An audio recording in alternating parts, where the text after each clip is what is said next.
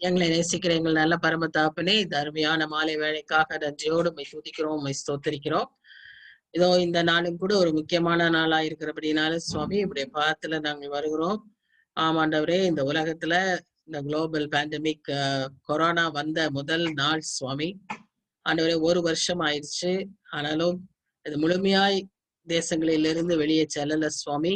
ஆனாலும் எங்கள் ஜெபங்களை எல்லாம் கேட்டு எல்லா பகுதிகளிலும் குறிப்பாய் இந்திய தேசத்துல நன்றாக குறைய நீர் உதவி செய்து வருகிறீர். அதற்காக நாங்கள் நன்றி செலுத்துகிறோம். குறிப்பாக தமிழ்நாட்டிலும் அது நன்கு குறைந்து வருகிறதற்காக நன்றியோடு உம்மை துதிக்கிறோம், ஸ்தோத்தரிக்கிறோம். ஆனாலும் இது திரும்ப பல இடங்களில இது செகண்ட் வேவா தேர்ட் வேவா மறுபடியுமா எழும்பிக் கொண்டிருக்கிறத நாங்க பார்க்கிறோம் சுவாமி. தாப்பனே, நீர் இதை அனுமதித்த நோக்கம் உமக்கு தெரியும், காலமும் உமக்கு தெரியும். ஆண்டவரே, நீர் திட்டமாய் ஒரு நாளில தானே இதை சீக்கிரமாய் எங்க தேசத்திலிருந்து, எங்க நாடுகளிலிருந்து, உலகத்திலிருந்து ஆண்டவரே இதை அனுப்பின காரியத்தை நிறைவேற்றத்தக்கதாக இதை வெளியே அனுப்பி சுத்திகரித்து சுவாமி ஒரு பெரிய எழுப்புதலை நீர் உண்டாக்கி தரும்படியாய் உம்மை நோக்கி நாங்கள் ஜெபிக்கிறோம். இந்த மாலை வேளையிலும் கூட சுவாமி நாங்கள் ஒன்றாய் வர நீர் கிருபை பாராட்டின தயவுக்காக நன்றியோடு உம்மை துதிக்கிறோம். எங்களை எல்லாருக்கும் நல்ல ஜீவன், சுகம், பலன், கடந்த வாரத்துல பாதுகாப்பு எல்லாவற்றையும் நீர் கட்டளையிட்டிருக்கிறீர். அதற்காக நாங்கள் உம்மை துதிக்கிறோம் சுவாமி, உம்மை ஸ்தோத்தரிக்கிறோம். ஆமாண்டவரே, நீர் எங்களுக்கு பாராட்டின கிருபை பெரிது சுவாமி. இப்பொழுதும் நாங்கள் வாஞ்சையோடு உடைய சமூகத்துல உடைய வார்த்தைகளை வாசிக்க தியானிக்க வந்திருக்கிறோம். எங்கள் ஒவ்வொருவருக்கும் நல்ல ஒரு கான்சென்ட்ரேஷனை தாங்க, டிஸ்டர்பன்ஸ் இல்லாம நாங்க அந்த 1 hour உங்களுடைய பாதத்தில் அமர்ந்து கற்றுக்கொள்ள எங்களுக்கு நீர் உதவி செய்யுங்க. ஆண்டவரே, இந்த வேளையில ஆவியானவரை முழுமையா இந்த நேரத்தை பொறுப்பேற்றுக் கொள்ளும்படியாய் ஜெபிக்கிறோம் சுவாமி. நீர்தான் எங்களுக்கு போதிக்கிறவர், நீர்தான் எங்களுக்கு நினைப்பூட்டுகிறவர், நீர்தான் எங்களுக்கு விளங்க செய்கிறவர் சுவாமி. இந்த மாலை வேளையில முழுமையா உங்களுடைய கரத்துல எங்களை தாழ்த்தி ஒப்பு கொடுக்கிறோம். இந்த கனெக்டிவிட்டியில எந்த ப்ராப்ளமும் இல்லாம எல்லாம் எங்களுக்கு தெளிவாக்கி நாங்கள் நன்றாய் எல்லாவற்றையும் கற்றுக்கொள்ள நீர் உதவி செய்ய வேண்டுமாய் ஆண்டவரும் இரட்சகருமாகிய இயேசு கிறிஸ்துவின் மூலம் வேண்டிக் கொள்கிறோம் பிதாவே, ஆமேன்.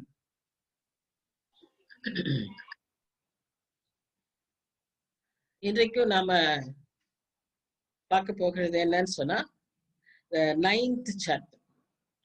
கடந்த வாரத்துல நம்ம அந்த 8ஆம் அதிகாரத்தை முடிக்கும் போது 3 ஆபத்துகளை குறித்து நம்ம முடித்தோம்.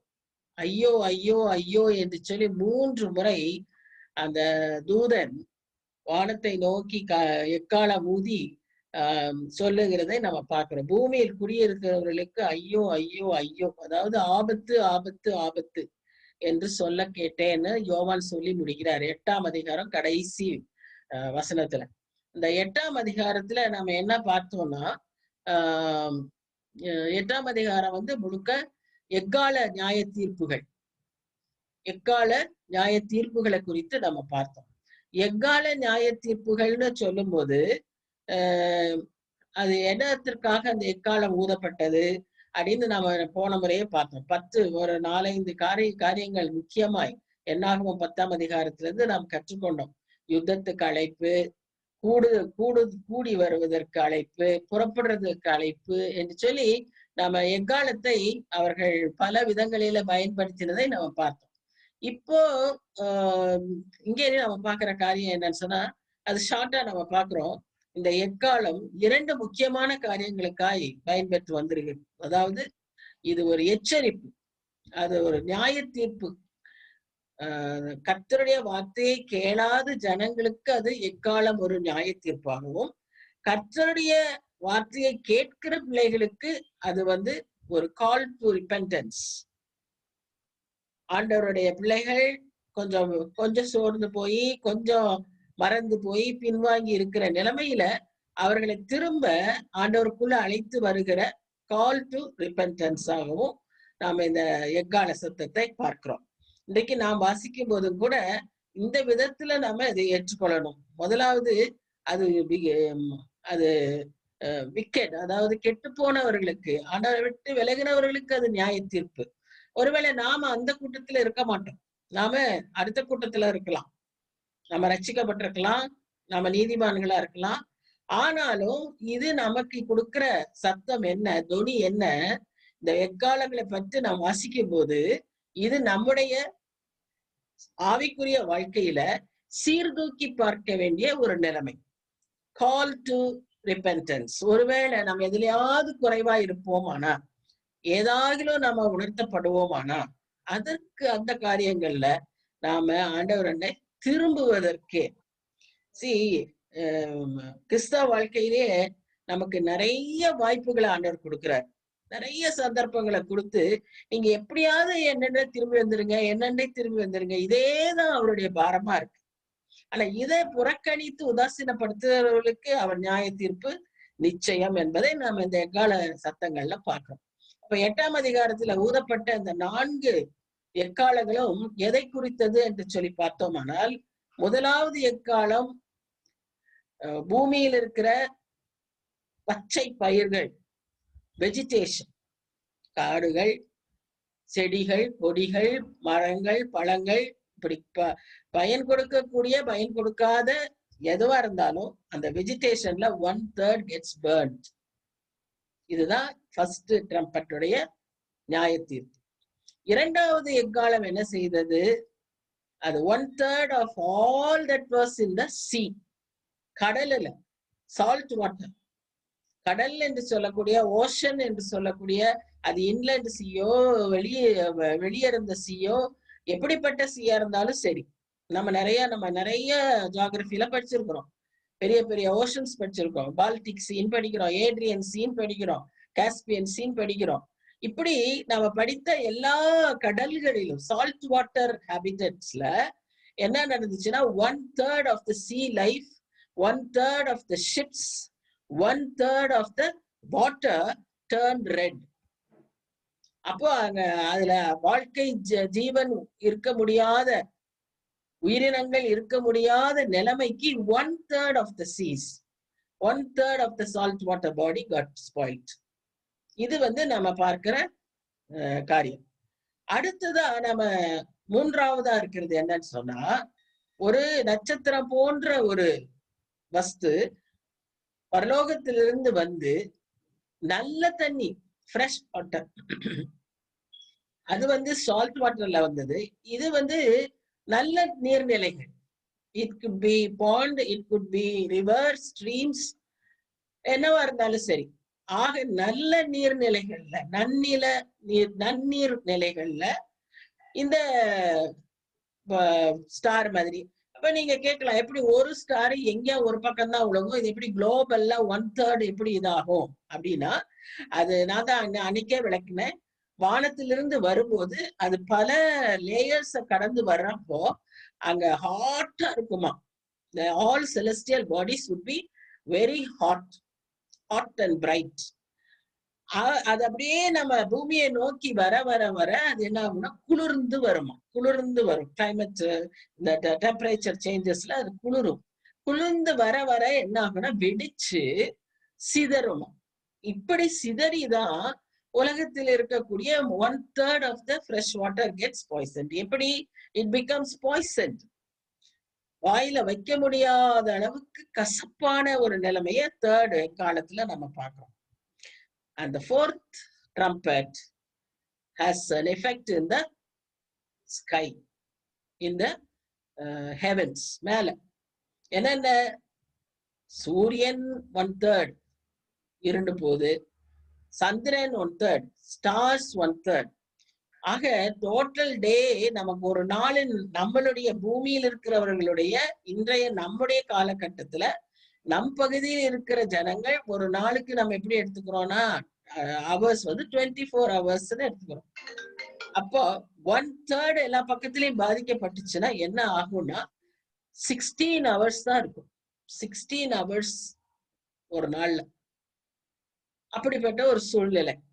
அது மாத்திரம் இல்ல, அந்த சூரியனுடைய எனர்ஜி, அதுதான் it will have a great effect on the earth. சூரியனுடைய சோலார் எனர்ஜிய நாம டிஸ்டர்ப் பண்ணணும்னா இங்க இருக்கிற எல்லா விதமான ரேடியேஷன்ஸும் பாதிக்கப்படும்.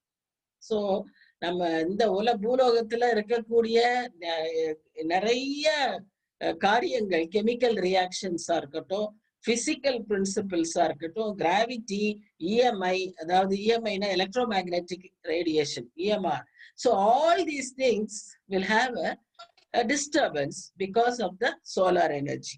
அது பாதிக்கப்படுறதுனாலையும், மூன் நிலவுல வெளிச்சம் குறைவதனாலையும், அதனால கிளைமேட் சேஞ்சஸ் வரும். ஹீட் குறையும், குளிர்ச்சி ஜாஸ்தியாகும். இப்படி பலவிதமான குளோபல் லெவல்ல 1/3 will become disturbed. இதுதான் இந்த முதல் 4 ட்ரம்பட்ஸ் உடைய இஃபெக்ட்ஸ். நம்ம திரும்ப நல்லா ஞாபகம் வச்சுக்கணும், இந்த 4 ட்ரம்பட்லயும் கொடுக்கப்பட்டிருக்கிற நியாய தீர்ப்புகள், அந்த கோபாக்கினை மனுஷரை எதுவுமே பாதிக்கல, மனுஷரை பாதிக்கல. அது நாம் வாழ்கிற பூமியை பாதித்தது. ஆனா இன்டைரக்டா அது எல்லாத்தையும் யார தாக்கிது? மனுஷனை தான் தாக்கியது. ஒரு நெருக்கத்துக்குள்ளாக மனுஷனை கொண்டு வரப்படுகிறான். அவனால வாழ முடியாத ஒரு சூழ்நிலை.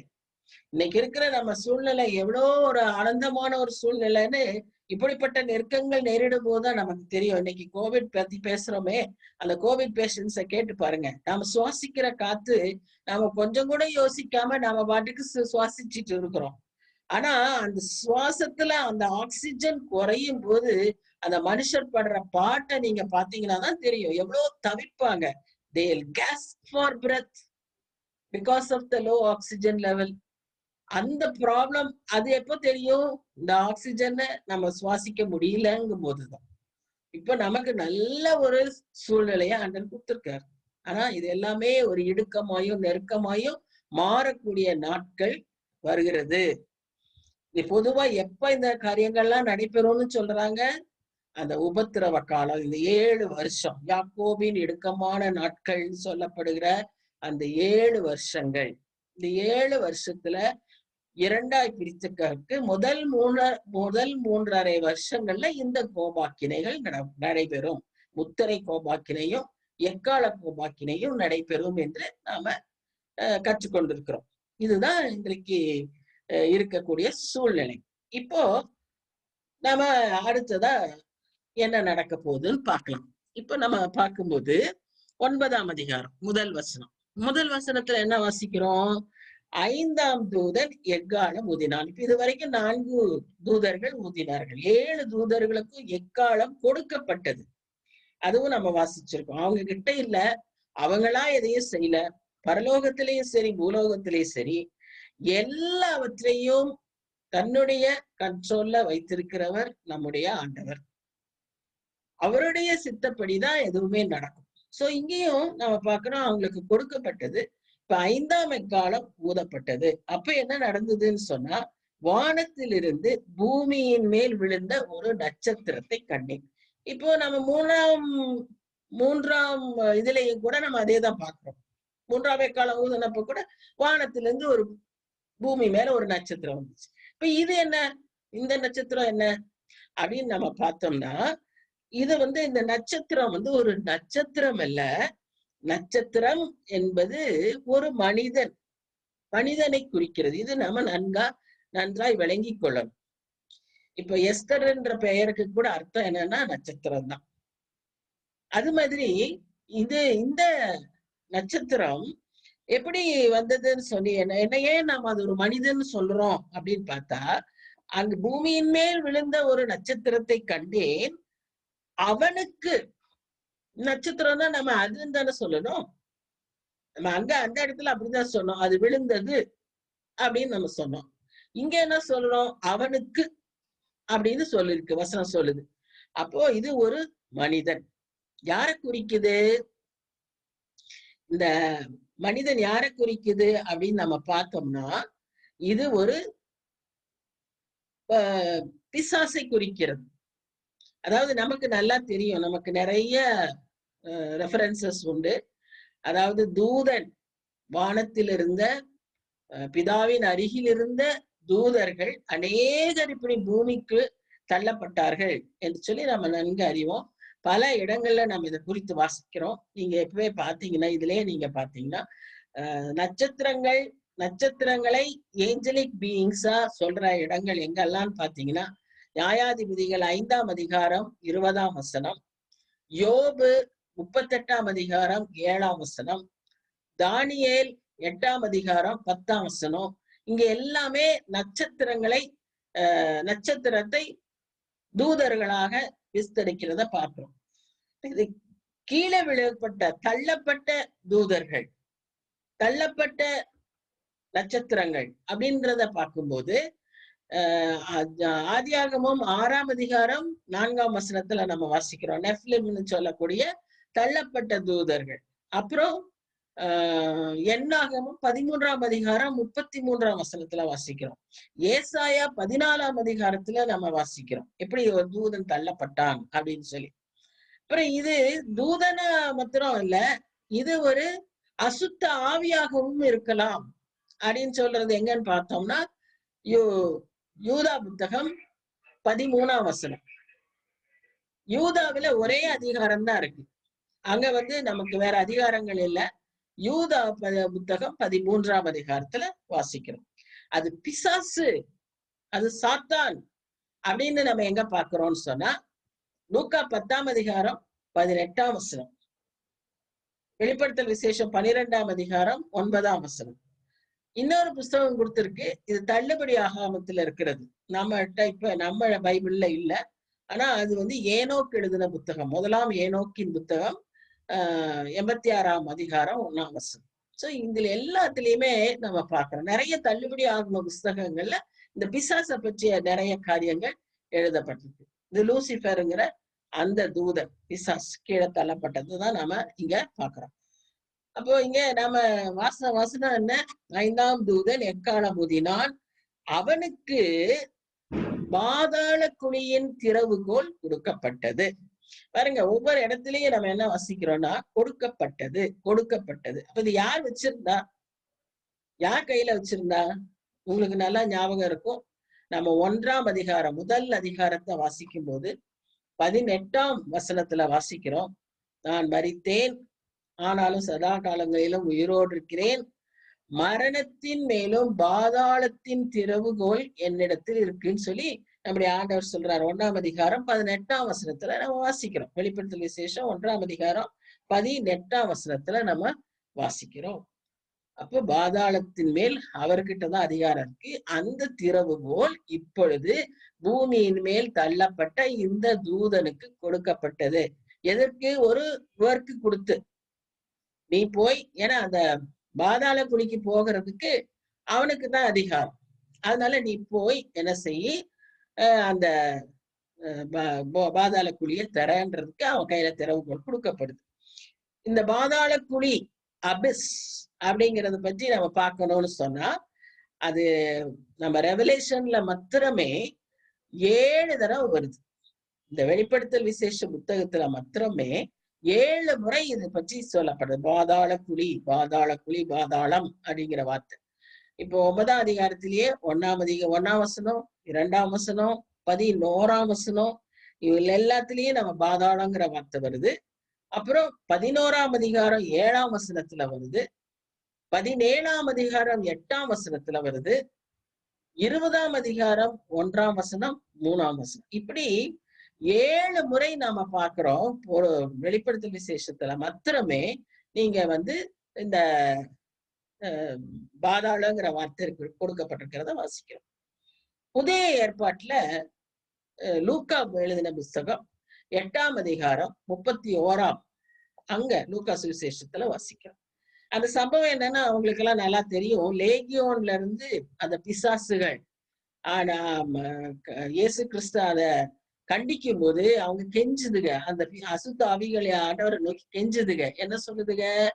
ஏன்னா அசுத்த ஆவிகள் வெளியே வந்துச்சுன்னா அவைகளுக்கு தங்குவதற்கு ஒரு இடம் வேணும், உடல் வேண்டும். அசுத்த ஆவிகள் தனியா இருக்க முடியாது.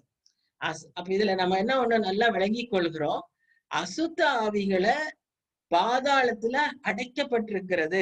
யூதா புத்தகம் 6ஆம் வசனத்துல நம்ம வாசிக்கிறோம், அசுத்த ஆவிகள் பாதாளத்தில் அடைக்கப்பட்டிருக்கிறது. அப்ப அது வெளியே வரும்போது அதற்கு உடல் வேண்டும். இப்ப லூக்கா எழுதின சுவிசேஷம் 8ஆம் அதிகாரத்தின் சம்பவம் என்ன?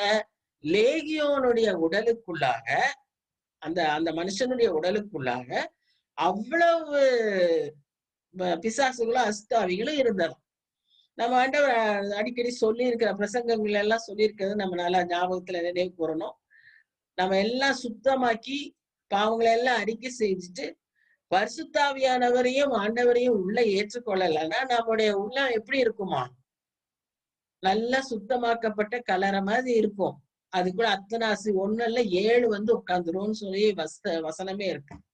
அதனால அசுத்தாவிகளுக்கு உடல் வேண்டும். அதான் இங்க என்ன சொல்றாங்க, லேகியோன்ல இருந்து விரட்டின உடனே அந்த அசுத்தாவிகள் எல்லாம் என்ன கேக்குதுன்னா, எங்களை கொண்டு அந்த பன்றிகளிலாவது அனுப்பிடுங்க, எங்களை பாதாளத்துல காலத்திற்கு முன்னாக அனுப்ப வேண்டாம் அப்படின்னு ஆண்டவர்கிட்ட கெஞ்சுதுங்க. ஏன்னா அங்க போயிட்டு திரும்ப வெளியே வராது, அடைக்க விட்டுரும். அதனால அவங்க என்ன கெஞ்சுதுங்க, எங்களுக்கு யார் மேலேயாவது இந்த மாதிரி உடல்ல தள்ளுங்கன்னு.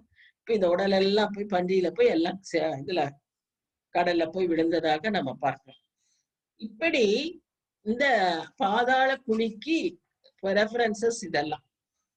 இந்த வெளிப்படுத்தல் விசேஷம் பின்னால இனி நம்ம பார்க்கக்கூடிய அதிகாரங்கள்ல அங்கிருந்து மிருகம் எழும்பி வந்தது, பாதாளத்திலிருந்து மிருகம் வெளியே வந்தது அப்படின்னு நம்ம பார்க்கறது. பீஸ்ட் அசென்ட்ஸ் ஃப்ரம் தி அபிஸ்.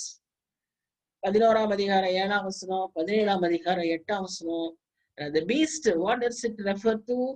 மிருகம்னா யாரு? அந்தி கிறிஸ்து. அப்போ அப்படி அந்தி கிறிஸ்துவும் எங்கிருந்து வராரு? அங்கிருந்து. அந்த 3 விதமா அந்தி கிறிஸ்து இந்த உலகத்துல அவர் ஆட்சி செய்யும் போது இருப்பாரு. அந்தி கிறிஸ்துவாய், கள்ள தீர்க்கதரிசியாய், மிருகமாய். இந்த மிருகம் எங்கிருந்து வரும்? பாதாளத்திலிருந்து வரும்.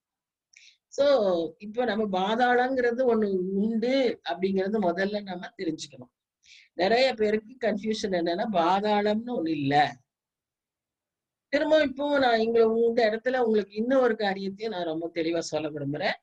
பாதாளம்ங்கிறது வேற, நரகம் என்ற அக்கினி கடல் வேற. அந்த அக்கினி கடல் அல்லது நரகம் என்று சொல்லப்படுகிறது, அது உண்மை, அதுவும் இருக்கு. ஆனா அந்த இடம் அதுல கடைசியா எல்லா நியாய தீர்ப்பு முடிந்த பிறகு அந்த சமயத்துலதான் அதாவது 1000 வருஷ அரசாட்சி, அர்மேகதான் யுத்தம் முடிஞ்ச உடனே கள்ள தீர்க்கதரிசி மிருகத்தையும் அக்கினி கடல்ல தள்ளுவாரு. கடைசியா அந்த மனு சிற்பமாகிய பழைய சாத்தான நம்ம வெள்ளை நியாய சர தீர்ப்புக்கு அப்புறம் அவனை அந்த சாத்தான அக்கினி கடல்ல தள்ளுவார்.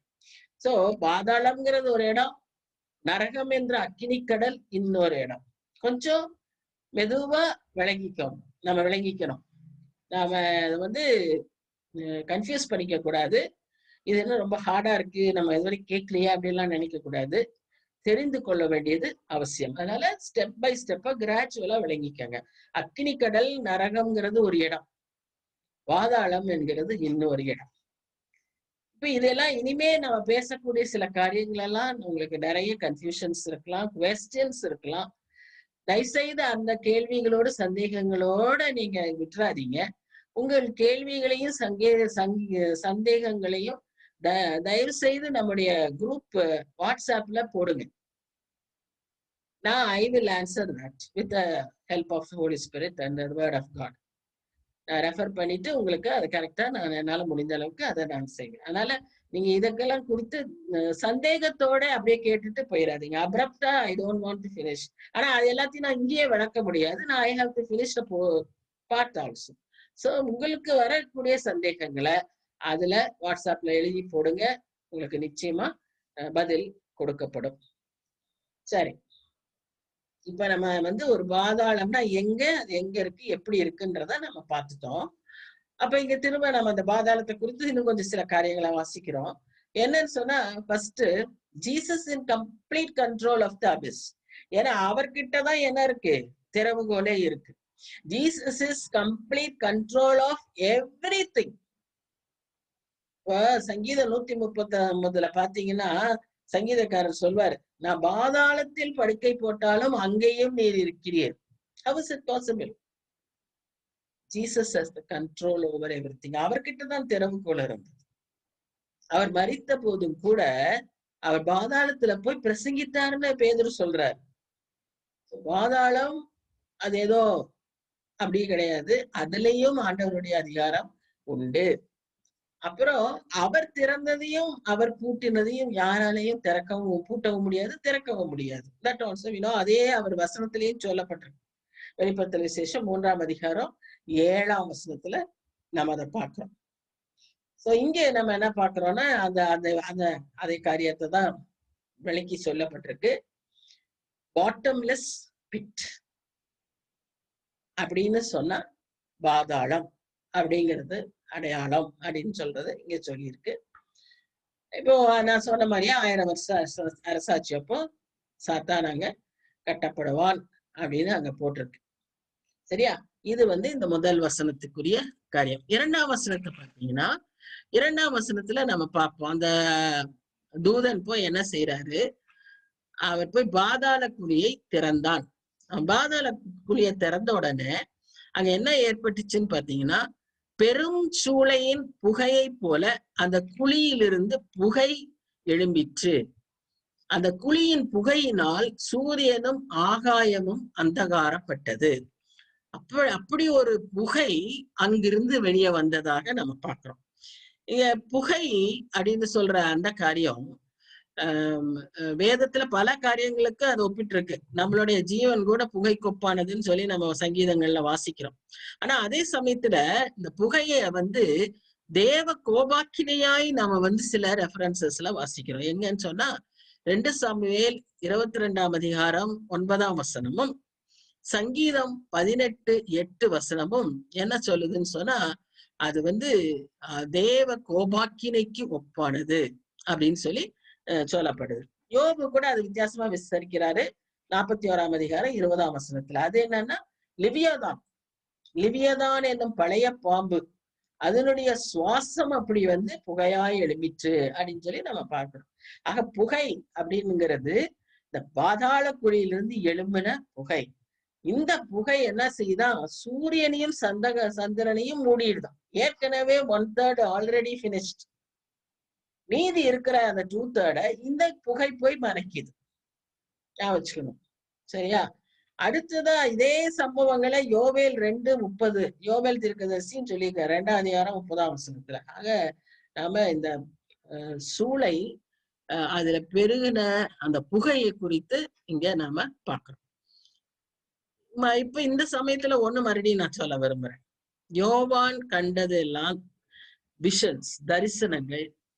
அதையெல்லாம் அவர் கண்ட தரிசனங்களை அவர் சிம்பாலிக்கா சில விதமான அவர் பார்த்ததையே அப்படியே எழுதினாரா, இல்ல அவர் பார்த்ததை நாம புரிந்து கொள்ளும்படியாய் சில காரியங்களை எழுதியிருக்கிறாரா நமக்கு தெரியாது. ஆனா சில அடையாளங்களின் மூலமாக சில விதமான சிம்பல்ஸ், குறியீடுகளின் மூலமாக அவர் விளக்கிட்டே வராரு.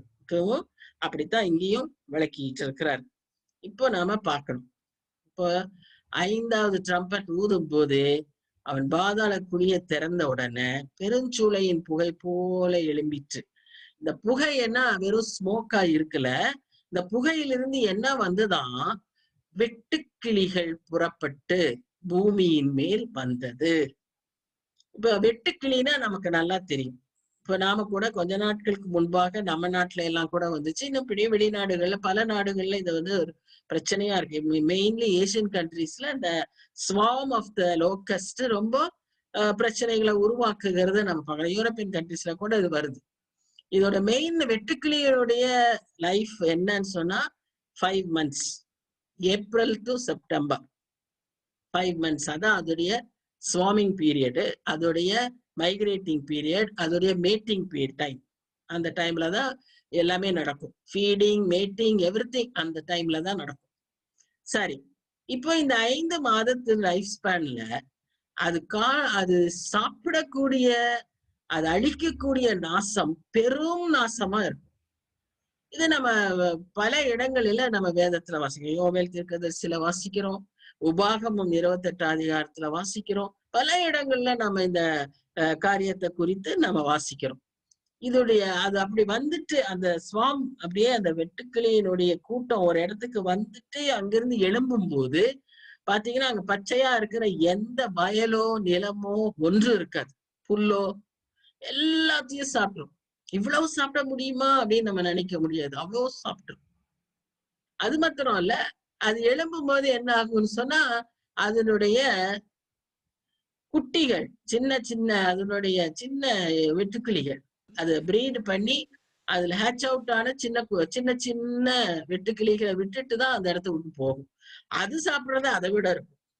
இது ஒரு லெவல்ல மேல இருக்கிற லெவல்ல சாப்பிட்டா அது கிரவுண்ட் லெவல்ல சாப்பிடும். சோ இப்படி டோட்டல் நாசத்தை உண்டு பண்ணும். ஆனா யோவான் இங்க பாக்குற அந்த வெட்டுக்கிளிகள் அந்த வெட்டுக்கிளிகள் அல்ல. அதான் நான் திரும்ப சொல்ல வரேன். யோவான் வெட்டுக்கிளின்னு சொன்னது it is not that locust.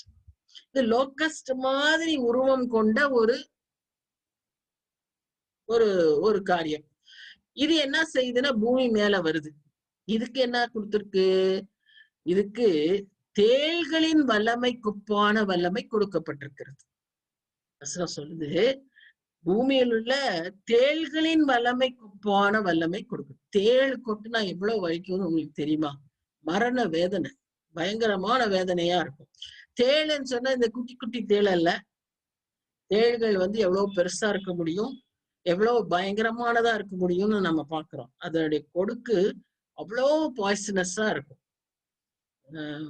அது ஒரு பிளாக் ஸ்கார்பியன் அதை விட ரொம்பவே பாய்சனஸ். ஆனா அது மரணத்தை கொண்டு வராது, வலியை கொண்டு வரும், பயங்கரமான வலியை கொண்டு வரும். இந்த தேள்களை குறித்து நம்ம பாக்குறோம். எசேக்கியேல் 2:6 வாசிக்கிறோம். லூக்கா 10ஆம் அதிகாரம் 19 வசனத்துல அங்க ஆண்டவர் என்ன சொல்றாருன்னா இந்த தேளினுடைய வல்லமையை பிசாசினுடைய வல்லமைக்கு ஒப்பிட்டு பேசுறார். சாத்தானை மிதிக்கிறதற்கு சர்ப்பங்களையும் தேள்களையும் நீ மிதிப்பாய். இது என்னன்னா 91ஆம் சங்கீதத்துல கூட நம்ம அதெல்லாம் வாசிக்கிறோம். அப்படின்னா என்னன்னா பிசாசினுடைய வல்லமையும் அதையும் இயேசு கிறிஸ்து ஒப்பிட்டு சொல்றத நம்ம அந்த வசனத்துல பார்க்கிறோம். உபாகமம் 8ஆம் அதிகாரம் 15ஆம் வசனம், எசேக்கியேல் 2ஆம் அதிகாரம் 6ஆம் வசனத்துல எல்லாம் இந்த தேள்களை குறித்த மென்ஷனிங் அங்க இருக்கு. பட் பொதுவா இந்த வல்லமைய நம்ம எதுக்கு ஒப்பு விடுறோம்னா பிசாசனுடைய வல்லமைக்கு ஆண்டவராகிய இயேசு கிறிஸ்துவை ஒப்பிட்டு சொல்லியிருக்கிறத நம்ம பார்க்கிறோம். சரி, இதுக்கு என்ன அதிகாரம் கொடுக்கப்பட்டிருக்கு இந்த வெட்டுக்கிளிக்குன்னு பாத்தீங்கன்னா, பூமியின் புல்லையும் பசுமையான எந்த பூண்டையும் எந்த மரத்தையும் சேதப்படுத்தாமல், நல்லா அண்டர்லைன் பண்ணிக்கோங்க. இதுக்கு முன்னால முதல் ட்ரம்பெட்ல நடந்தது, நீ பூமியில் இருக்கிற புல்லு மரம் பூண்டு எல்லாத்தையும் சேதப்படுத்து, 1/3 சேதப்படுத்துன்னு சொன்னார். இங்க என்ன சொல்லியிருக்கிறாரு, அது எதையும் இந்த வெட்டுக்கிளி செய்யக்கூடாது. வெட்டுக்கிளியினுடைய சுபாவத்தை நான் உங்களுக்கு சொன்னேன். அது சாப்பிட வேண்டியது அதுதான் அதோடைய உணவு, அதைத்தான் அது சாப்பிடும். இது இருந்தாதான் காக்காவோ மற்ற பறவைகளுக்கும் உணவு. அது அப்படியே நமக்கு அந்த ஃபுட் செயின் வரும். இது புல்ல சாப்பிடும், இது புல்ல சாப்பிட்ட இதை பறவை சாப்பிடும், பறவை சாப்பிட்டத அடுத்தவங்க அப்படி அடுத்த லெவல் அப்படியே போகும். இப்ப இங்க என்ன நடக்குது, அந்த வெட்டுக்கிளியை இதை சாப்பிடவே கூடாது. இப்ப இதுக்கு என்ன வேலை, இதுக்கு என்ன வல்லமை கொடுக்கப்பட்டிருக்கு? தேளுடைய வல்லமையை கொடுத்திருக்கு. வெட்டுக்கிளி இப்படி கையில அமுக்கினீங்கன்னா செத்து போயிடும். அது நம்மளை பொறுத்தவரை அது ஹார்ம்லெஸ். பட் இங்க என்ன நடக்குதுன்னு சொன்னீங்கன்னா, இந்த வெட்டுக்கிளி இது என்ன செய்யுது, தங்கள் நெற்றிகளில் தேவனுடைய முத்திரையை தரித்திராத மனுஷரை மாத்திரம் சேதப்படுத்த அவைகளுக்கு உத்தரவு கொடுக்கும். எப்படி எசேக்கியேல் 9ஆம் அதிகாரத்துல சங்கார தூதன் யாத்ராகம புஸ்தகத்துல வீட்டு வாசல் நிலைப்படியில பஸ்கா ரத்தம் சிந்தப்படாத இடத்துல மற்ற வீடுகளில் எல்லாம் சேதப்படுத்த சொல்ல கொடுத்த கட்டளை பிரகாரம் போல இங்கேயும் இந்த வெட்டுக்கிளிக்கு இந்த கடைசி புத்தகத்துல கூட நாம என்ன பாக்குறோம்னா, தங்கள் நெற்றியில் அடையாளம் போடப்படாத மக்களை மாத்திரம் சேதப்படுத்து அப்படின்னு சொல்லி அதிகாரம் கொடுக்கும். See, at every level we see God has grace, at the same time God is just. அவருடைய ஜஸ்டிஸையும் பார்க்கிறோம், அவருடைய கிரேஸையும் பார்க்கிறோம். அப்புறம் அடுத்து இன்னொரு முக்கியமான காரியம், ஏதோ ஒரு ஐடென்டிட்டி யூ ஷுட் ஹேவ். ஆண்டவருடைய பிள்ளையா இருக்கணும், இல்லையா அந்தி கிறிஸ்துவனுடைய பிள்ளையா, ரெண்டுக்கு நடுவுல உன்னால இருக்கவே முடியாது. உன் நெற்றியில அடையாளம் இருக்கணும். இந்த காலகட்டத்துல பிசாசு எல்லாம் சொல்ல முடியாது. இந்த காலகட்டத்துல அந்தி கிறிஸ்துவின், ஏன்னா அந்தி கிறிஸ்து முத்திர போட ஆரம்பிச்சிருவான். So either you must have the mark of God or you must have the mark of the beast. இப்ப இங்க என்ன சொல்லப்படுது? ஆண்டவருடைய முத்திரை அங்க இல்லாதவங்கள்ட்ட தேவனுடைய முத்திரைன்னு தெளிவா சொல்லியிருக்கு பாருங்க. ஏதோ முத்திரை இல்லாதவங்கன்னு இல்ல. தேவனுடைய முத்திரையை தரித்திராத மனுஷரை நம்ம முத்திரை போடுறத பத்தி எல்லாம் நம்ம 7ஆம் அதிகாரத்திலேயே தெளிவா பார்த்தோம். இப்படி தூதன் வந்து அவங்க நெத்தியில போடுறான், அந்த வார்த்தை, அதுக்கெல்லாம் அடையாளம் என்னென்னலாம் பார்த்துட்டோம். தேவனுடைய முத்திரை போடப்படாத மனுஷரை மாத்திரம் சேதப்படுத்த அவைகளுக்கு உத்தரவு கொடுக்கப்பட்டது. அப்ப அடுத்த வசனம் பாருங்க. மேலும் அவைகளை கொலை செய்யும்படிக்கு அவைகளுக்கு பாருங்க, வெட்டுக்கிளிக்கு கொடுக்கப்பட்ட அதிகாரம் பாருங்க, அவைகளை கொலை செய்வதற்கு உத்தரவு கொடுக்கப்பட்டதும். அது அடுத்து பாருங்க, 5 மாதம் அளவும் அவர் கொலை செய்ய அளவுக்கு உத்தரவு கொடுக்கப்படாமல், அதாவது வெட்டுக்கிளி வந்து மனுஷனை கொலை செய்யாது. ஆனா என்ன செய்யும்? 5 மாசம் அளவுக்கும் இந்த தேளு கொட்டின மாதிரி வேதனையை கொடுக்கும். பொதுவாவே ஒரு மாதிரி நாகிங் பெயினுக்கு சொல்லுவாங்க, தேளு கடிச்ச மாதிரி இருக்கு, தேளு கொட்டின மாதிரி இருக்கு வேதனைன்னு. அந்த மாதிரி இங்க இவங்க என்ன சொல்ல அதிகாரம் கொடுக்கப்பட்டிருக்கு? கொலை செய்யல வெட்டுக்கிளி, ஆனா அது என்ன செய்யுது? 5 மாதத்துக்கு ஒரு வேதனைய கொடுக்குது. இப்படி அதுக்கு உத்தரவு கொடுத்திருக்கு. அந்த அந்த அந்த வேதனை எப்படி இருக்குமா? மனுஷரை கொட்டின தேளுடைய கொட்டினது போல இருக்கும். அந்த வேதனை தாங்காம மனுஷர் என்ன செய்வாங்கன்னா சாவை தேடி விரும்புவார்களாம். அந்த அளவுக்கு வேதனையா இருக்கும் பாருங்க. தற்கொலைக்கு மனுஷன் ஏதோ ஒரு எஸ்கேப்பா தான் தற்கொலைய, ஏன்னா அவனுக்கு நம்பிக்கையே இல்லை. இந்த கொட்டப்பட்டவங்க எல்லாம் யாரு? தேவ முத்திரையை பெறாதவர்கள். தேவனுடைய முத்திரை பெறாதவர்கள் யாரு? தேவனை நிராகரித்தவர்கள், தேவன் பக்கம் திரும்பாதவர்கள். அப்ப அவங்களுக்கு எப்படி ஒரு நம்பிக்கையே கிடையாது. அதனால அவங்களுக்கு என்னன்னா சாவு வந்து அவங்களுக்கு ஒரு விடிவு மாதிரி இருக்கும். இன்னைக்கும் பாருங்க, எவ்வளவு பெரிய படிச்சவங்க IAS அகாடமி நடத்திட்டு இருந்தாரு. அவ்வளோ பெரிய அறிவாளி, அநேகரை அறிவாளிகளாய் ஆக்கி IAS ஆபீசர்ஸா உருவாக்கின மனுஷன் எப்படி இறந்தாரு? தற்கொலை பண்ணி இறந்தாரு. ஒரு நம்பிக்கை, வாழ்க்கையினுடைய பிடிப்பு என்னப்பா அந்த IASல அவங்க சொல்லி கொடுக்குறாங்க தெரியலையே. பெரிய பணக்காரன், காஃபி டே அவ்வளவு பெரிய பணக்காரன்.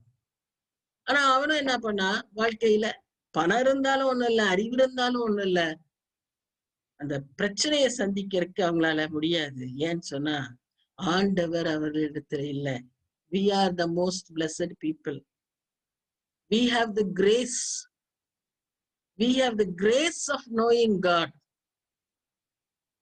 அவருடைய பிள்ளைகளாய் நாம் இருக்கிறபடினால நமக்கு நம்பிக்கை உண்டு. எந்த சூழ்நிலையிலும், அது எப்பேற்பட்ட சூழ்நிலையிலும் நீ ஆண்டவரை நோக்கி பார்த்து ஆண்டவரேன்னு கூப்பிட்டீங்கன்னா, பேதுரு அப்படியே தண்ணிக்குள்ள அமிழ்ந்தான். அந்த சமயத்துல கூப்பிடுறான், ஆண்டவரே என்னை ரட்சியும்னு கையை நீட்டி கூப்பிடுறான். அவர் பார்த்துட்டே தான் இருக்காரு. அவருக்கு நல்லா தெரியும்ல, அவன் உள்ள போயிடுவான்னு தெரியும்ல. ஆனா அவன் கூப்பிடும் போதுதான் அவர் என்ன செய்யறாரு? கைய நீட்டுறாரு. So God waits, but God is near to you. இது நம்ம எப்போ ஞாபகம் வச்சுக்கணும். எந்த சமயத்துல நம்ம அவர் இடத்துல திரும்பிட்டோம்னா அவர் என்ன செஞ்சிருவாரு? நம்ம தூக்கிடுவாரு, நமக்கு கை கொடுப்பாரு, காப்பாத்துவாரு. ஒரு அம்மா ஃபீல்டுல ஒரு மிஷினரி அப்படியே நடந்து போயிட்டே இருக்காங்களாம். திடீர்னு பார்த்தா எதிர்த்தாப்புல அப்படியே யானை வேகமா வருதான். வேற யாரும் இல்ல, அந்த பகல் நேரம் ஒருத்தருமே இல்லை. இந்த அம்மாவுக்கு என்ன செய்யவே தெரியல. அப்படியே அவங்களுக்கு தெரியும் இது வந்து நிச்சயம் என்னை மிதிச்சுட்டு போயிடும்னு. முட்டி போட்டு ஒரே கண்ணை முடிட்டு ஒரே சத்தம், இயேசுவே என்னை ரட்சியும், ஆண்டவராகிய இயேசுவே என்னை ரட்சியும்னு சொல்லிட்டு கண்ணை மூடிட்டாங்களாம். கொஞ்ச நேரம் கழிச்சு திறந்தாங்களா. ஏன்னா அவங்களுக்கு அவங்க செத்துருவாங்கன்னு நினைச்சிருந்தவங்களுக்கு அந்த பயத்துல ஒண்ணுமே தெரியல. கொஞ்ச நேரம் ஆகி அவங்களே கண்ணை திறந்து பார்த்தா யானை அந்த பக்கம் தூரமா திரும்பி போயிட்டு இருக்கு. That is the power of the word of God and the name of God. நம்ம இயேசுவேன்னு கூப்பிட்டா போதும், நம்முடைய பிரச்சனை மாறும். நான் அது கூப்பிடுறது அந்த மாதிரி கூப்பிடணும், உணர்ந்து கூப்பிடணும், அர்த்தத்தோட கூப்பிடணும், உரிமையோட கூப்பிடணும். அப்ப கர்த்தர் நம்மை விடுவிப்பார். சரி, இப்ப என்னாச்சு பாத்தீங்கன்னா 6ஆம் வசனத்துல மரணத்தை கண்டும் அதை காணாம ஆசைப்படுவார்கள், ஆனா அதை காணாதிருப்பார்கள். எரேமியா 8ஆம் அதிகாரம் 3ஆம் வசனம். அதற்குடைய அந்த அந்த பர்டிகுலர் வேர்ட்ஸ்க்கான ஒரு ரெஃபரன்ஸ் என்னன்னா எரேமியா 8:3. ஜீவனை பார்க்கிலும் சாவதே நலம்னு அப்ப சொல்லுவாங்க. அந்த ஒரு வசனம். சரி, இப்போ 7ஆம் வசனத்துல இருந்து இது டிஸ்கிரிப்ஷனை பாக்குறோம். இந்த வெட்டுக்கிளிய பற்றி டிஸ்கிரிப்ஷனை அவ்வளோ டிஸ்கிரிப்டிவா கொடுத்திருக்காரு. அதனாலதான் நான் சொன்னேன், யோவான் இதை பார்த்து அதை அப்படி விவரிச்சு சொல்லியிருக்கிறாரு. பாருங்க, 12ஆம் வசனம் வரைக்கும் அந்த 7ல இருந்து 12 வரைக்கும் அந்த வெட்டுக்கிளிகள் எப்படி இருந்துச்சு, அதோட அப்பியரன்ஸ் எப்படி இருந்துச்சு அப்படின்னு நம்ம பார்க்கணும். முதலாவது பாருங்க, அந்த உருவம் வந்து குதிரையின் உருவமா இருந்ததாம். வெட்டுக்கிளி but had a horse like figure. கொஞ்சம் கூட யோசிக்க முடியல. இந்த படத்தை பாத்தீங்கன்னா ஒருவேளை உங்களுக்கு விளங்கும். அடுத்து அதனுடைய தலையின் மேல பொன்மயமான கிரீடம் இருந்துச்சாம், கிரவுன்ஸ் ஆஃப் கோல்டு. பாருங்க, அதுக்கு மேல முகங்கள் மனுஷருடைய முகமா இருந்ததாம். குதிரை மாதிரி பாடி, ஹியூமன் ஃபேஸ், தலையில கோல்டு கிரீடம். அதோட அடுத்தது பாருங்க, கூந்தல், அதுக்கு ஒரு நீட்ட கூந்தல். அந்த கூந்தல் எப்படி இருந்ததா, ஸ்திரீகளின் கூந்தலை போல இருந்ததா, விமென்ஸ் ஹேர். இதோட அதோடைய பல்லெல்லாம் எப்படி இருந்துச்சுன்னா பற்கள் சிங்கத்தின் பற்களை போல் இருந்தது. It's a mixture of all God's creation நினைக்கிறேன். அப்படி இருந்துச்சாம். அடுத்து பாத்தீங்கன்னா அதுக்கு மார்க்கவசங்கள் இருந்திருக்கு, breast plates of iron. Breast plates of iron. ஏன்னா ஒருவேளை யுத்தம் பண்ணுவாங்களோ என்னமோ தெரியல, அந்த யுத்தத்துக்கு ஓடுகிற குதிரை மாதிரி அது இருந்திருக்கு. இதை பார்த்தோன்னே எல்லாம் மனுஷன் பயந்து ஓடி இருப்பான், இது என்ன, இது வெட்டுக்கிளியா, இது என்னன்னு. அடுத்து இதோடைய சத்தம் வந்து சிறகுகள் இருந்திருக்கு, அதுக்கு அவைகளுக்கு சிறகுகள் இருந்திருக்கு. Wings were there and the noise of the wing was like the chariots with horses rushing to battle. யுத்தத்துக்கு ஓடுகிற குதிரைகள், அந்த ரதங்களினுடைய சத்தம் போல் இருந்ததுன்னு சொல்லி நாம பாக்குறோம். அவ்வளவு பயங்கரமான ஒரு இறைச்சலும் ஒரு சத்தமும் ஒரு அப்பியரன்ஸும் அதுக்கு இருந்தது. எல்லாத்துக்கு மேல அதுக்கு ஒரு பெரிய வால் இருந்துச்சு. இந்த வாலு என்ன பண்ணுச்சான், தேள்களின் வாலை போல அதுல ஒரு கொடுக்கு வேற இருந்துச்சு. அந்த கொடுக்குதான் ஸ்டிங்கு. இது வந்து 5 மாதம் அளவும் மனுஷரை சேதப்படுது. வந்து ஒரு தடவை கொத்திட்டு இப்படி கொடுக்கு போட்டுட்டு போகாது, 5 மாதம் அளவுக்கு வந்து கொடுக்கு போடும் போல. அந்த வேதனையே தாங்காம அதுக்குதான் மரணமாவது எங்களுக்கு வந்துட்டோம் அப்படின்னு அவங்க கேட்காங்க. ஆனா மரணமும் அவங்கள வராது, மரணமும் அந்த சமயத்துல வராது. Because the death is under the control of God. மரணம் பாதாளம் இரண்டின் திறவுகோல் ஆண்டவர் இடத்தில் உண்டு. சோ ஒரு தேவ கோபாக்கினை அவ்வளவு ஒரு பயங்கரமா ஊற்றப்படுது. அதனாலதான் இதுதான் முதல் ஐயோ. 8ஆம் அதிகாரம் கடைசியில 3 ஆபத்துகள், 3 ஐயோ சொன்னாங்க பாருங்க. இதுதான் முதல் ஐயோ. இந்த ஐயோவே இவ்வளவு பயங்கரம். இன்னும் 2 இருக்கு. இப்ப அடுத்தது, அதுக்கு முன்னால இதுல ஒரு வித்தியாசம். அதாவது இது ஒரு சாதாரண வெட்டுக்கிளி இல்லைங்கிறதுக்கு அடையாளம் என்னன்னு சொன்னா 11ஆம் வசனத்துல வாசிக்கிறோம், அவைகளுக்கு ஒரு ராஜன் உண்டு. நீதிமொழிகள் 30ஆம் அதிகாரம் 22ஆம் வசனத்துல நாம பாக்குறோம், வெட்டுக்கிளிகளுக்கு ராஜா இல்லை.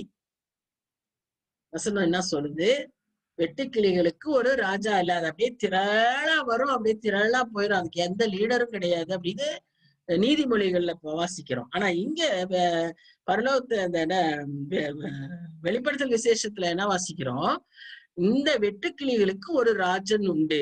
ஏன்னா இது பாதாளத்திலிருந்து வந்த வெட்டுக்கிளி மாதிரியான ஒரு உருவம், ஒரு அசுத்த ஆவி, டிமானிக் ஸ்பிரிட். அந்த ராஜனுக்கு பெயர் என்னன்னு சொன்னா எபிரேய பாஷையில அபதான், அதே கிரேக்க பாஷையில அப்பலியான் அப்படிங்கிற பெயர் அவனுக்கு உண்டு அப்படின்னு சொல்லி பாக்குறோம். இதுதான் முதலாம் ஆபத்து. எம்மாடி இந்த முதலாம் ஆபத்து இப்பதான் கடந்து போயிடுச்சு, இன்னும் 2 ஆபத்துகள் உண்டு. அடுத்த ஆபத்து என்ன அப்படின்னு பாத்தீங்கன்னா, 6ஆம் தூதன் எக்காலம் ஊதினான். 6ஆம் தூதன் எக்காலம் ஊதின உடனே அங்க என்ன நடந்துச்சுன்னு சொன்னா, தேவனுக்கு முன்பாக இருந்த பொற்பீடத்தின் 4 கொம்புகளில் இருந்து சத்தம் உண்டாயிற்று. இந்த 4 கொம்புகள் பொற்பீடம் என்ன, இங்க இருந்துதான் நமக்கு எல்லாமே வந்துச்சு. நீங்க நல்லா எக்காலம் முதல்ல எக்காலம் 7 எக்காலம் ஊதப்படும் கொடுக்கப்படும் போது நம்ம அந்த இடத்த என்ன பார்த்தோம்னா பலிபீடத்தை பார்த்தோம். இந்த பலிபீடத்திலிருந்துதான் தூப வர்க்கமும் நெருப்பையும் எடுத்து தூதன் என்ன பண்ணனான்னா கொட்டுனான். இந்த பலிபீடத்துக்கு 4 கொம்புகள் உண்டு. அந்த கொம்புகளை பொதுவாவே அந்த கொம்பை போய் ஒருத்தர் பிடிச்சிட்டான்னா அவனை அதுக்கு என்னன்னா இரக்கத்தை கேட்கிற ஒரு அடையாளம். தண்டிக்கப்படாம இரக்கம் பெற்றுக்கொள்ளணும் அப்படிங்கறதுக்கு அடையாளம். சரி, அந்த கொம்புகள்ல இருந்து ஒரு சத்தம் கேக்குது. என்னன்னு, எக்காலத்தை பிடித்திருந்த 6ஆம் தூதனை நோக்கி, ஐபிராத் என்னும் பெரிய நதி அண்டையிலே கட்டப்பட்டிருக்கிற 4 தூதர்களையும் அவிழ்த்து விடு. திரும்ப இப்ப இங்கே ஒண்ணு நம்ம விளங்கிக்கணும். பரலோகத்துல திரளான தூதர்கள் உண்டு, ஒரு தூதனும் கட்டப்படல. நல்லா தெரிஞ்சுக்கிட்டீங்களா? Angel will not be bound. இங்க சொல்லப்படுறது யாரு? இது இன்னும் 4 டிமானிக் ஸ்பிரிட். இந்த டிமானிக் ஸ்பிரிட் கட்டப்பட்டிருக்கு. அவங்களுடைய வேலைகளை செய்ய விடாம அவர்களை கட்டப்பட்டிருக்கிறது. இவங்க ஆய்வை செய்கிற இடம் எங்க இருக்குன்னு சொன்னா ஐபிராத் நதியின் அண்டையிலே. ஐபிராத் நதினா என்ன? Euphrates river. Where does it flow? இந்த யூப்ரட்டிஸ் ரிவர் எங்க பாய்ந்து போய்கிட்டு இருக்குதுன்னா 4 நாடுகளின் மத்தியில, 4 நாடுகளுக்குள்ள. இந்த 4 நாடுகள் எது அப்படின்னு பாத்தீங்கன்னா, துருக்கி, சிரியா, ஈரான், ஈராக். நீங்க நல்லா இப்ப நீங்க நம்முடைய இன்றைக்கு பிரசன்ட் டே வேர்ல்டுல நடக்கிற சம்பவங்கள்லாம் யோசிச்சு பாருங்க. இந்த 4 நாடுகள்ல எப்படி இருக்குன்னு யோசிச்சு பாருங்க. நல்லா தெரியும் நமக்கு. இந்த 4 நாடுகளும் பயங்கர பிரச்சனைகளை கொடுக்கக்கூடிய நாடுகள். சிரியா எவ்வளவு பயங்கரமா என்னென்ன காரியங்களை செய்தது என்று சொல்லி நமக்கு நல்லா தெரியும். பிசாசின் பிடியில் இருக்கக்கூடிய 4 நாடுகள். இங்க நமக்கு அந்த குழந்தைகளை எல்லாம் எவ்வளவு துன்புறுத்தினா, எவ்வளவு முறைய மக்களை நிக்க வச்சு சுட்டா, எவ்வளவு பேரு அப்படியே கடல்ல நீந்தி அப்படியே அகதிகளா எத்தனையோ நாடுகள்ல, ஐரோப்பிய நாடுகள்ல அகதிகளாய் போயிருக்கிறாங்க.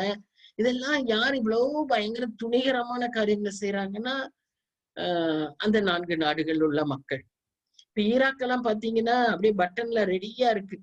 ஈரான் எல்லாம் ரெடி வித் நியூக்ளியர் வெப்பன்ஸ். உலகமே அழிஞ்சு போகிற அளவுக்கு அவங்க எல்லாத்தையும் ரெடியா வச்சிருக்காங்க. they have all the missiles for destruction. So இந்த 4 நாடுகளுக்குமே அந்த பிசாசினுடைய அந்த கண்ட்ரோல்ல இருக்கு. அப்படியே அந்த கை பாருங்க, அந்த கை அப்படியே பிடிச்சு வச்சிருக்கு. இததான் ரிலீஸ் பண்ண சொல்றாரு. இப்ப இவங்கதான் தலை தூக்குவாங்க. இவங்க மூலமா பலவிதமான போர் காரியங்கள் நடைபெறும் உலகத்துல. அதன் மூலமா அழிவுகள் நடக்கும். இதெல்லாம் யார் அனுமதிக்கிறா? God allows. எல்லாம் நம்ம சாத்தா பிசாசுன்னு சொல்றோமே. Here we read it is God who allows this. தேவ கோபாக்கினை இவர்கள் மூலமாய் செயல்படும். சரி, இதுக்கு முன்னால இந்த யூப்ரட்டிஸ் ரிவரை பத்தி கொஞ்சம் பார்ப்போம். அது எங்க இருந்துச்சு? அது அந்த காலத்துல ஏதேனில் இருந்தது. ஏதேனில் பாய்ந்த நதி, ஏதேன் என்கிற இடத்துல பாய்ந்த நதி. அந்த நதியின் ஓரத்துலதான் காயின் ஆபேலை கொண்டிருக்கிறாரு. அதுக்கு பக்கத்துலதான் நிம்ரோத் அந்த பெரிய பாபிலோனை கட்டினாரு. பாபேல் கோபுரம், பாபிலோன் நகரம், இதெல்லாம் நேபுகாத்நேச்சார் காலங்கள்ல கட்டப்பட்ட அந்த நகரங்கள் அங்குதான் இருந்தது. 70 ஆண்டுகள் சிறை கைதிகளாய் இஸ்ரவேலர் இந்த பகுதிகளுக்கு தான் அழைத்து செல்லப்பட்டனர். இப்ப இந்த ரெவலேஷன் பீரியட்ல, இந்த நாட்கள்ல அது அந்தி கிறிஸ்துவின் பீடமாகும். அந்த இடத்துக்கே பெயர் அருவருப்பின் தாய். ஏன்னா அங்க பூரா பாருங்க, அழிவும் நாசமும் டிஸ்ட்ரக்ஷனும் தான். சின்ன பிஞ்சு குழந்தைகளை எல்லாம் அழித்த இடம் அது. அன்னைக்கே ரத்தம் சிந்தப்பட்டது. ஆபேலின் ரத்தம் சிந்தப்பட்ட இடம். சோ அது தொடர்ந்து அப்படிப்பட்ட காரியங்களை செய்து கொண்டிருக்கு. இப்போ என்ன செய்யுதுன்னு சொன்னீங்க நீங்க பாத்தீங்கன்னா, அந்த தூதர்களை அவிழ்த்து விட்ட உடனே அவர்களுக்கு ஒரு டைம் கொடுக்குறாங்க. இந்த டைம் நம்ம டைம் கிடையாது. நான் திரும்ப சொல்றேன், God's calendar is different from human calendar. 15ஆம் வசனத்துல வாசிக்கிறபடி 1 மணி நேரம், 1 நாள், 1 மாதம், 1 வருஷம், இப்படி 4 விதங்கள் அவிழ்த்து விடப்படும் அந்த தூதர்கள். அவங்க அழிவு செய்யக்கூடிய காலகட்டம் அப்படி இருக்கும். ஒரு நாளிலேயே அவன் ஃபுல்லா 1 மணி நேரத்திலேயே அவன், நான் சொன்ன பாருங்க, ஒரு பட்டன் தட்டினா முடிஞ்சு. அப்படிப்பட்ட அழிவு. 1 மாதத்துல அழிவு, 1 வருஷத்துல கொண்டு வரக்கூடிய அழிவு. இதற்கு அதிகாரம் அவங்களுக்கு கொடுக்கப்பட்டிருக்கு. இந்த விதமாய் அவங்க செய்யறதுக்கு அவங்களுக்கு கொடுக்கப்பட்டிருக்கு. அதோட இல்லாம அங்கிருந்து எப்படி அந்த அவிழ்த்து விட்டோன்னா அந்த அசுத்தாவிகள் எப்படி வருமா, குதிரை சேனை மாதிரி வருமா. குதிரை சேனை. ஒரு அசுத்தாவியும் 500 மில்லியன், சாரி 50 மில்லியன் குதிரைகளை விடுமா. 50 million, it's a big number. So the total சேனை எவ்வளவு? 200 மில்லியன்ஸ். 200 மில்லியன் குதிரை சேனைகள் புறப்பட்டு வருமாம் அங்கிருந்து. சரியா? இப்போ இது இந்த குதிரை தொகை. இவங்களை பத்தி வாசிச்சீங்கன்னா இது அதை விட இதா இருக்கு. இந்த வெட்டுக்கிளியை விட பயங்கரமா இருக்கு. இதுக்கு முகம் எப்படி இருக்குன்னா சிங்கம் மாதிரி இருக்கு. இது வாயிலிருந்து என்ன வரும்னா புகை வரும். அந்த புகையில என்னென்ன இருக்கும்னு சொல்லி பாத்தீங்கன்னா அக்கினி, புகை, கந்தம். அதாவது நம்ம இந்த இதுல வாசிச்ச மாதிரி 3 different ways: fire, smoke, sulfur. In 3 different ways it will bring forth the smoke from its mouth, nostrils. அந்த புகையுடைய அழிவுதான் 1 மாசத்துல ஏற்படலாம். அது nuclear. It's nothing but nuclear. It's nothing but chemical. It's nothing but biological warfare. புகையா எப்படி வெட்டுக்கிளி வந்துச்சோ, புகையா virus வரும். வித்தியாசமான வைரஸஸ் வரும். Sulphur. Sulphur is what? A weapon, chemical warfare.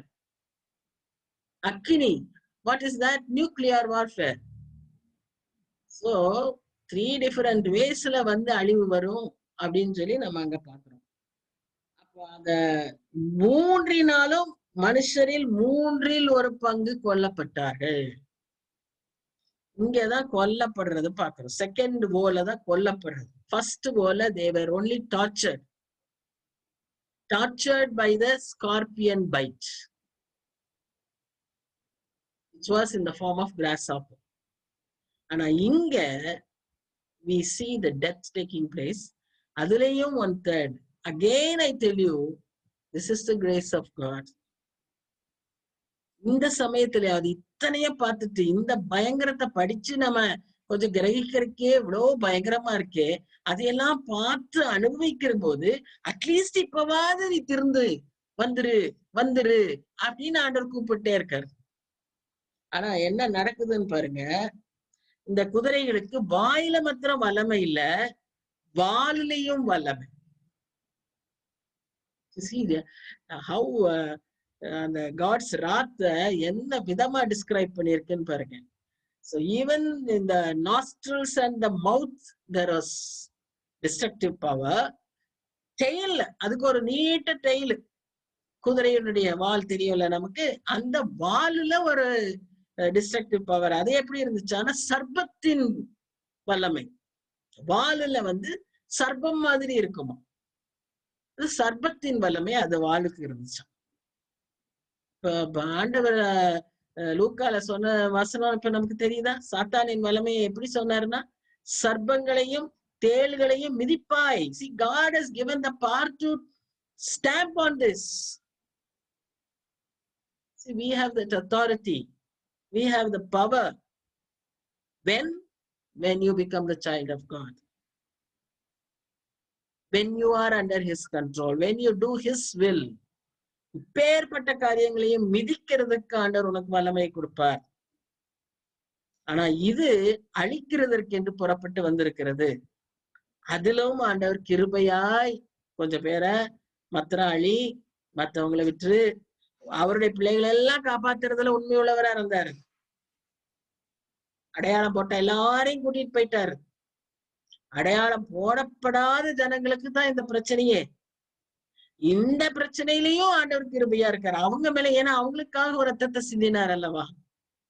அதனால அவங்களும் எப்படியாவது மீட்கப்படணுமேன்னு எதிர்பார்க்கும் போது வசனம் என்ன சொல்லுதுன்னா 20ஆம் வசனம் பாருங்க. அப்படி இருந்தும் அந்த வாதைகளால் கொல்லப்படாத மற்ற மனுஷர்கள் பேய்களையும் பொன் வெள்ளி செம்பு கல் மரம் என்பவைகளால் செய்யப்பட்டவைகளையும் காணவும் கேட்கவும் நடக்கவும் மாட்டாத விக்கிரகங்களையும் வணங்காதபடிக்கு தங்கள் கைகளின் கிரியைகளை விட்டு மனம் திரும்பவில்லை. It's a big warning to us. நம்ம ஒருவேளை விக்கிரகங்களை வணங்காம இருக்கலாம். ஆனா அப்பேற்பட்ட விக்கிரகங்கள் நம்முடைய வாழ்க்கையில என்ன இருக்குன்னு யோசிச்சு பாருங்க. ஆண்டவருக்கு கீழ்ப்படிய முடியாதபடி, ஆண்டவருடைய வார்த்தையை கேட்க முடியாதபடி, ஆண்டவர் வார்த்தையை தள்ளி போட்டுக்கிட்ட. இன்னைக்கு நான் ஒருத்தட்ட பேசிட்டு இருந்தேன், அவங்கள்ட்ட சொல்லிட்டு இருந்தேன் சில காரியங்களை. அப்ப அவங்க சொன்னாங்க, அக்கா அப்படின்னா யாருக்கா நிக்க முடியும்? அந்த ஆண்டவருடைய நியாயத்தீர்ப்புல ஒருத்தரும் நிக்க முடியாதுன்னு அவ சாதாரணமா சொன்னான். அதுதான் நான் சொன்னேன், அப்படி சொல்லாத. அதுதான் பிசாசினுடைய வேலை. அப்படிதான் அவன் செய்யணும்னு நினைக்கிறான். உடனே நீ நம்ம கிடைச்ச நாட்கள்ல முட்டிய போட்டு ஜெபித்து அழுது அறிக்கை செய். உனக்கு இது நாள் வரைக்கும் இது தப்புனே தெரியல, ஆனா இப்ப அவர் தப்புன்னு உணர்த்துறாருல்ல, நீ உடனே அதுக்கு ஒப்பு கொடுத்து ஆண்டவர்கிட்ட மன்னிப்பு கேளு. அதுதான் இன்னைக்கு நம்ம செய்ய வேண்டியது. நம்ம நினைச்சிட்டு இருக்கோம் நம்ம எல்லாம் ரொம்ப பெர்ஃபெக்ட், நம்ம கரெக்ட், நம்ம இப்படி எல்லாம் இருக்க முடியுமா? அப்படி இருந்தாதான் அவர் போக முடியும். ஆண்டவர் சொல்றது அதுதான். பாருங்க, இவ்வளவு இது சொல்லிட்டு கடைசியில மனச அவ்வளவு வேதனையோட யோவான் எழுதுறாரு, அவர்கள் மனம் திரும்பவில்லை. அது மாத்திரம் இல்ல, திரும்பவும் தாங்க செய்ததையே செஞ்சுக்கிட்டு இருக்காங்க. என்னது அது? கொலைபாதகங்கள், சூனியங்கள், வேசித்தனங்கள், களவுகளை விட்டு அன்னைக்கு அந்த பாவங்கள்லாம் இருந்தது. இன்னைக்கு அதனுடைய விளக்கங்களை சொல்லும் போது ஒருவேளை அவங்க இந்த சூனியங்கள்னு சொல்றாங்க இல்லையா, அது ஒருவேளை ஒரு சில கல்ச்சர்ல இன்னைக்கும் இருக்கு. பட் மெஜாரிட்டியா அந்த கிரீக் ரூட் வேர்டு பாத்தீங்கன்னா, அந்த ரூட் வேர்டு என்ன சொல்றதுன்னா ஃபார்மக்கியா, EHARMEKEIA, ஃபார்மக்கியா அப்படின்னா என்ன அர்த்தம்னா drugs. So all kind of addictions. ஒருவேளை கிரீக் லெவல்ல டிரான்ஸ்லேட் பண்ணும்போது ட்ரக் அடிக்ஷன்ஸ். இன்னைக்கு என்ன சொல்லலாம்? Cyber addictions, cyber crimes. சின்ன பிள்ளையில இருந்து இன்னைக்கு பாருங்க பிசாசு எப்படி கொண்டு வந்துட்டான்னா, பாடம் படிக்கணும்னாலே பள்ளிக்கூடத்திலேயே நீ என்ன பண்ணணும், செல்போன், ஆண்ட்ராய்டு செல்போன் வச்சிருந்தாதான் நீ பாடம் படிக்கணும்னு இந்தியாவினுடைய நிலைமை. You can learn only with Android cell phone. இந்த டிஜிட்டல் செல்போனை வச்சு இதனால பாதிக்கப்படுறது என்னென்ன விதங்கள்ல பாதிக்கப்படுறாங்க? All big celebrities come for advertisement for rummy, online rummy. பாருங்க இப்படி நிலைமை எங்க போயிட்டு இருக்குன்னு பாருங்க. See, we must have the discernment to understand what is happening around us. நாம என் வேலை, என்னோட பொது இப்படியே போயிட்டு இருந்தோம்னு வச்சுக்கோங்களேன், நம்ம அழைப்பு சத்தமே நமக்கு கேட்காம போயிடும். We'll be only carried away with our mundane work. நம்ம ஸ்பிரிச்சுவல் சென்சிட்டிவிட்டியை ஷார்பன் பண்ண வேண்டிய நேரம் வந்தாச்சு. We have to be alert. அன்றோட எக்கால சத்தம் தான், பெரிய எக்கால சத்தம் தான். ஆனா உனக்கு கேட்காமையே போயிடும். கேட்கணும்னு சொன்னா நம்ம ஸ்பிரிச்சுவல் லைஃப நாம என்ன செய்யணும்? எப்பவும் சென்சிட்டிவா அலர்ட்டா வச்சுக்கணும். பயங்கரமான அப்படியே ஒரு நெட்வொர்க்குள்ள நம்மள அறியாம நம்ம போயிட்டு இருக்கிறோம். அவன் சொல்றபடியெல்லாம் நாம செய்ய வேண்டிய சூழ்நிலையில நிர்பந்தங்கள்ல இருக்கிறோம். நம்ம என்ன செய்யணும்னா, ஆண்டவரே ஆண்டவரே ஆண்டவரேன்னு அவரை பற்றி பிடிச்சுக்கணும். காப்பாத்துங்க, எங்களை காப்பாத்துங்க, எங்க பிள்ளைகளை காப்பாத்துங்க, எங்க பேர பிள்ளைகளை காப்பாத்துங்க, எங்க குடும்பத்தை காப்பாத்துங்க. கதற வேண்டிய நேரம் அது. அப்பத்தான் கர்த்தராலே நாம ஏதாவது செய்ய முடியும். He will definitely do it. When you extend your hand, he will hold it. நீ எக்ஸ்டெண்ட் பண்ணணும், அவரை நோக்கி கூப்பிடணும், அவரை பார்க்கணும். அப்பத்தான் நமக்கு என்ன கிடைக்கும்? விடுதலை கிடைக்கும். இப்படிப்பட்ட ஒரு எச்சரிப்போடு, இப்படிப்பட்ட ஒரு நோட்டோட இந்த 9th chapter we are ending. So let's pray. அன்பின் ஆண்டவரே, உம்முடைய அன்புக்காக, கிருபைக்காக, உம்முடைய நியாய தீர்ப்புகள் எவ்வளவு உறுதியானவைகளும் உண்மையானவைகளுமா இருக்கிறபடினால சுவாமி, நாங்கள் உடைய பாதத்துல வந்து நிக்கிறோம் சுவாமி. கிருபையா இறங்குங்க. உடைய இரக்கம் இல்லைன்னா, உடைய கிருபை இல்லைன்னா ஆண்டவரே எங்களால ஒருவராலையும் சுவாமி முன்னால நிற்க முடியாது சுவாமி. அப்படி யார் நிற்க முடியும்னு கேட்டாங்களே, அது மாதிரிதான் இருக்க முடியும் சுவாமி. யாருமே போக முடியாதேக்கான்னு கேட்டாங்க. உண்மைதான் சுவாமி. தாப்பனே இறங்குங்க, இறங்குங்க. எங்க நிலைமை அப்படித்தான் இருக்கு, அழுக்கும் கந்தையுமா இருக்கு சுவாமி. நாங்க எந்த விதத்திலும் தகுதி இல்லாதவர்களா இருக்கிறோம். ஆனால் உம்மால் கழுவப்பட்ட பிள்ளைகள் ஆண்டவரே, உம்மால் சொந்தமாக்கப்பட்ட பிள்ளைகள் சுவாமி. வழுகி போய்விடாதபடி, எங்களை வலுவாதபடி காக்கிறவரும், முன்னாலே நிலை நிற்க வைக்கிறவரும் நீர்தானே சுவாமி. உடைய கையில எங்களை ஒப்பு கொடுக்கிறோம். உடைய பசுத்தத்தை எங்களுக்கு தாங்க, உம்முடைய வாஞ்சை எங்களுக்கு தாங்க, உம்முடைய கிருபை எங்களுக்கு தாங்க, உம்மை போல வாழுகிற வாழ்க்கையை எங்களுக்கு தாங்க, உம்மை பிரியப்படுத்துகிற உடைய சித்தத்தை செய்கிற வாழ்க்கையை எங்களுக்கு கிருபையாய் தாங்க. இந்த வசனங்களை எல்லாம் நாங்க படிக்கிறது ஒரு பெரிய நோக்கத்தோடு எங்களை நீர் அழைத்திருக்கிறீர், படிக்க வைக்கிறீர் சுவாமி. இதை உணர்ந்து உணர்ந்து ஒவ்வொரு நாளும் எங்களை இன்னும் தாழ்த்தி பரிசுத்தப்படுத்தி உமக்கு பிரியமாய் வாழ எங்களுக்கு உதவி செய்ய வேண்டுமாய் ஆண்டவரே, எங்கள் முழு குடும்பங்களையும், எங்கள் உள்ள இந்த கூடுகையில் உள்ள அனைத்து பேரையும் உங்களுடைய சமூகத்துல ஒப்பு கொடுக்கிறோம். ஒரு ஆத்துமா கூட விலகி போயிடக்கூடாது நினைச்சா, அவங்க குடும்பங்கள்ல இருந்து ஒருத்தரும் கூட போயிடக்கூடாது சுவாமி. எல்லாருக்கும் இந்த கிருபைய பாதுகாப்ப, அந்த நிச்சயத்தை ஆண்டவரே நீர் கட்டளையிடும்படியாய் நோக்கி நாங்கள் ஜெபிக்கிறோம். தாழ்த்தி ஒப்பு கொடுக்கிறோம், பொறுப்பேற்றுக் கொள்ளும். நேசிக்கிற இயேசு கிறிஸ்து மூலமாய் வேண்டிக் கொள்கிறோம் பிதாவே. ஆமேன், ஆமேன்.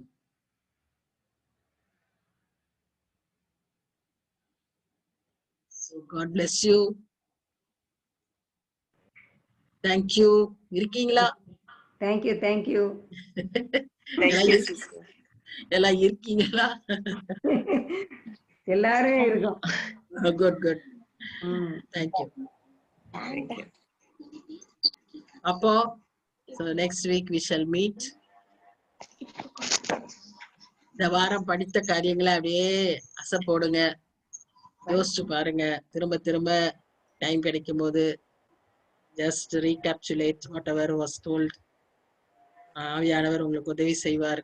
நிச்சயமா கர்த்தர் உங்களை ஆசீர்வதிப்பார். So God bless you. Thank you. Have a good day and good night. You can always bring, யாரும் hesitate பண்ண வேண்டாம். யாராவது ஃப்ரெண்ட்ஸ் கூட்டிட்டு வரணும்னா தாராளமா கூட்டிட்டு வாங்க. Please bring your friends. Thank you.